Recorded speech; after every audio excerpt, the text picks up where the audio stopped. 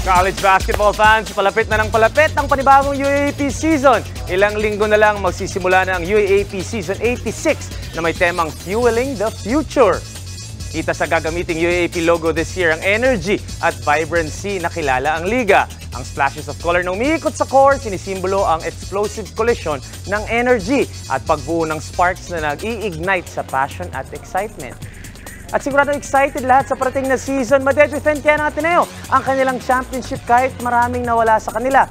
Alam naman natin ang magic ni Coach Tab Baldwin. Yung pag-retool naman ng Fighting Maroons at syempre yung first season ng Coach Topex Robinson, Ira Salazar. Or may ibang team ba na manggugulat?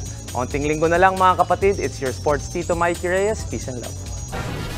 Mga kapatid, Cheryl Cosing po, huwag maging huli at maging una sa lahat para sa tuloy-tuloy na balitaan at karagdagang impormasyon sa mga napapanahong issue ng lipunan.